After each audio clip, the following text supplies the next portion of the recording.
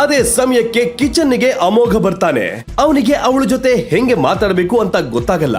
ನಿಧಾನವಾಗಿ ಶ್ರೀಲೀಲಾ ಹತ್ರ ಹೆಜ್ಜೆ ಹಾಕೋ ಅಮೋಘ, ಲೀಲಾ, ನಿಂಗೊಂದು ವಿಷಯ ಹೇಳ್ಬೇಕಿತ್ತು. ಹೇಳು, ಏನಂತ? ಏನಕ್ಕೆ ಸುಮ್ನೆ ನಿಂತಿದ್ಯಾ? ಏನಿಲ್ಲ, ನನಗ್ ಜಾಬ್ ಸಿಕ್ತು. ಇವತ್ತಿಂದಾನೇ ಜಾಯ್ನಿಂಗ್.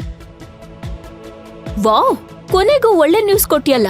ಈ ಮಾತ್ ಹೇಳಕ್ಕೆ ಅಷ್ಟೊಂದ್ ಯಾಕೆ ಹಿಂಜರಿತಿದ್ದೆ? ನೀನ್ ಹೆಂಗ್ ರಿಯಾಕ್ಟ್ ಮಾಡ್ತೀಯ ಅಂತ ಗೊತ್ತಿಲ್ದೆ ಸುಮ್ನಿದ್ದೆ. ನಾನ್ ಯಾಕೆ ಸಿಟ್ಟಾಗ್ಲಿ? ಮನೇಲೇ ಇದ್ರೆ ನಿನ್ಗೆ ಬೋರ್ ಆಗತ್ತೆ. ನಾನೇ ಈ ವಿಷಯನ ಹೇಳೋಣ ಅನ್ಕೊಂಡೆ, ಆದ್ರೆ ನೀನೇ ಅರ್ಥ ಮಾಡ್ಕೊಂಡೆ.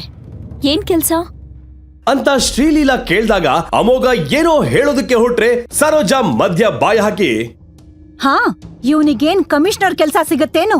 ಯಾವ್ದೋ ಸೆಕ್ಯೂರಿಟಿ ಗಾರ್ಡು ರೋಡ್ ಸೈಡ್ ಅಲ್ಲಿ ನಿಂತು ಪಾಂಪ್ಲೆಟ್ ಹಂಚೋ ಕೆಲ್ಸ ಸಿಕ್ಕಿದ್ರೆ ಹೆಚ್ಚು ಅಂತ ಹೇಳಿ ಅಮೋಘನಿಗೆ ಅವಮಾನ ಮಾಡ್ತಾಳೆ ಸರೋಜಾ.